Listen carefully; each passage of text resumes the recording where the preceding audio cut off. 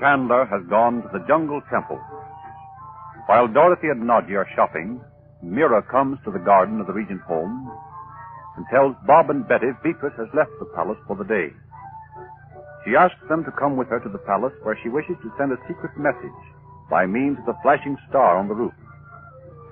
They go to the observatory where Bob sends a code message.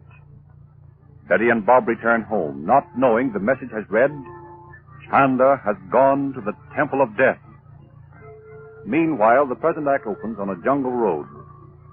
Chandu the Magician.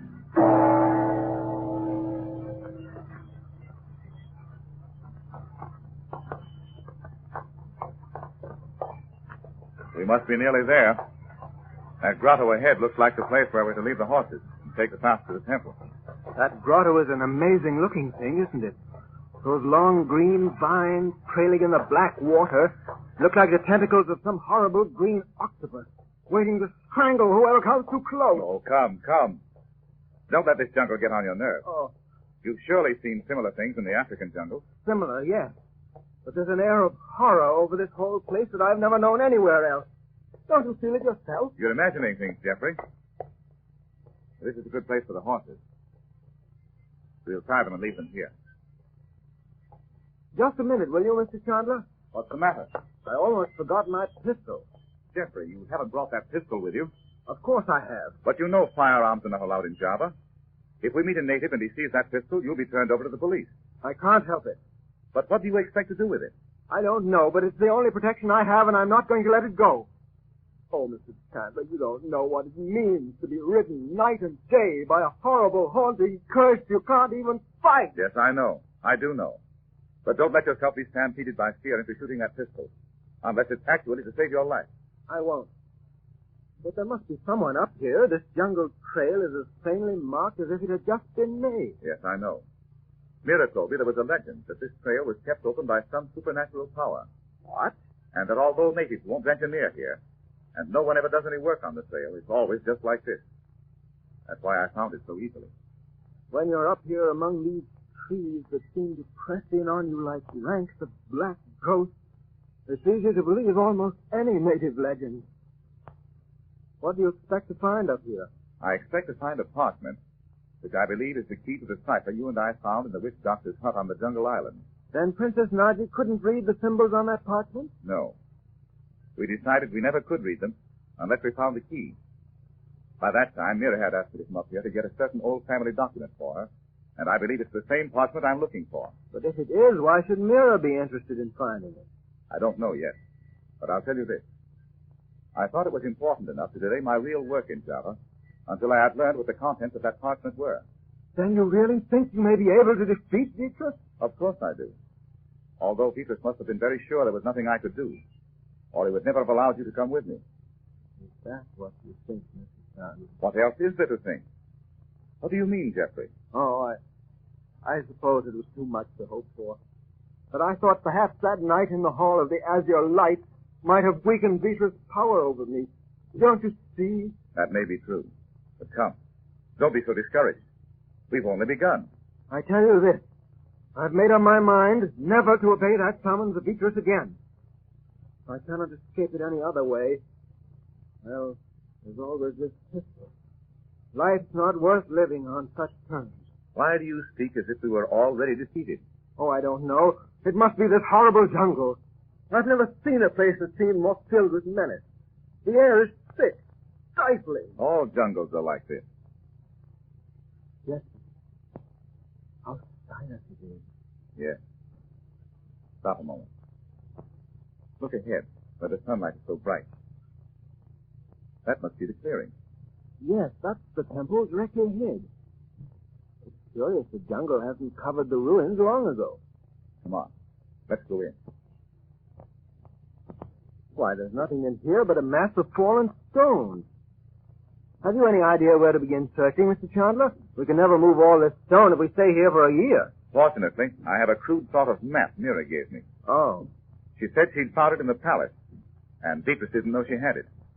Here, hold this end of it, will you? I'll unroll it. Where are we standing now with reference to this plan? Don't you see? The sides of the temple are here, and these are the ends. This is the doorway, where we came in. Oh, yes, I see. Then that must have been the altar at the other end. Yes, that's right. Those huge stone images there are, of course, the gods that fell from the altar. Images? Yes, don't you see them? They've been slowly wearing away with the sun and rain for thousands of years. Do you know the history of this place? Only what Mira told me. The legend is that for countless generations, a green flame had burned on the altar, and that at one time an unbeliever had extinguished the fire, and the gods had become so angry that they had hurled themselves from their pedestals and caused the temple to be destroyed. It's not difficult to believe any savage pagan thing here, is it, Mr. Chandler? No. You can almost see how it must have looked in here then. Dark and cool, and the green flame lighting up the hideous faces of those gods. Oh, it's altogether too real. What shall we do first? I've been looking at this plan.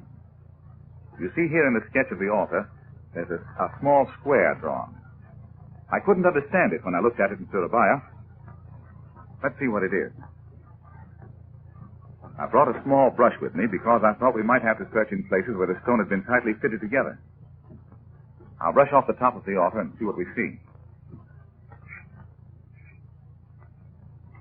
There it is. See it? See it, Mr. Chandler? So it is.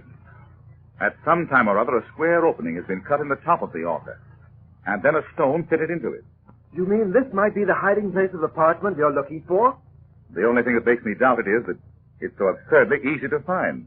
But how do you know anyone else has ever looked for it? We don't. But I'm beginning to wonder if... Well, we'll see if we can get this stone out. Have you a knife, Jeffrey? Oh, yes. Then will you scrape out those bits of stone there and there while I loosen these around the edge? Yes. I think we'll find there are projections that we can slip our hands under and lift the stone right out.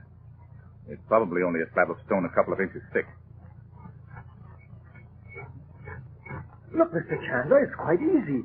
I can almost brush it away. Shall we try to lift it out? We'll have to climb up on the altar, I think. Yes, that would be easier, wouldn't it? Now, you take that end if you will. Right.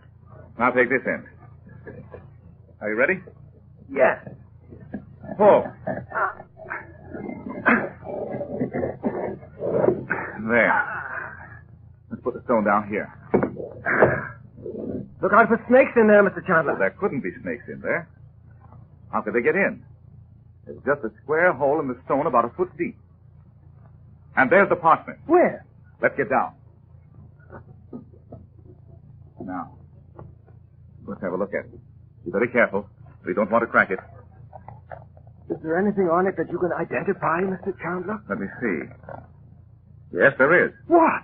There's the symbol of a snake and the triangle. And there's a flower that might almost be the lotus. Exactly like the ones we saw on that other parchment. We found it. There's no doubt about that. Then there's no reason why they can't go away right now, is there? I mean, now... Oh, listen. Mr. Chandler. It's Beatrice. He's calling me. Don't obey him. Stay here. I can't. It's the curse of the jungle. I might have known no one could help me. Goodbye, Mr. Chandler. Jeffrey, come back here. I tell you I can't. Goodbye. Oh, this is what we have come to with your magic, Mr. Chandler. Chandu the Magician. Marshall is dead, and all of Lemuria must await the coming of another. He's not dead, but he is free from you. Free from you forever, Beatrice. What do you mean? I heard the shot that killed him, and there is more. Firearms are not permitted in Java, and I shall have very great pleasure in delivering you into the hands of the Javanese authorities when you return to Surabaya. If you do return to Surabaya... I tell you there was no shot fired. Then why is Marshall lying dead on the stove? He is not dead. He's only unconscious. Ah! But when he wakes, he will be free of your spell over him. I caused that sound you thought was a shot. I knew it was the only way to break the delusion of Marshall that he must obey you. But you never would have added him to the group of people whom you believe to be Lemurian in any case, because he meant to shoot himself rather than to submit. Then the shot was only a trick? And very well known in certain parts of the world. And you believe you have removed Marshall from my influence? Is that it, Chandler? Of course it is. But you are parchment, just as I meant you to do. Yes, and this time you've overplayed your hand. When the parchment was so easy to find, I knew we'd been tricked. I was waiting for some of your men to show their faces. If I had not believed Marshall had shot himself, you would never have seen me here. Nor would you have looked on any man's face again. This is the end for you, Chandler. You and all the tricks of magic you brought with you from the Far East. This time, Lemuria will come into her own. I'm not easily frightened, Beatrice. It's too late for your trickery. This temple will be destroyed as the palace of the Lemurian kings was destroyed. And I will take Marshall back to the palace of the secret star. And I'm to remain here in the jungle indefinitely? Is that it, Beatrice? Yes. Buried beneath the fallen walls of the ancient temple that is guarded forever by the fallen gods of Lemuria, upon whose names now I call to help me in the temple's destruction. Goodbye, Chandu the Magician.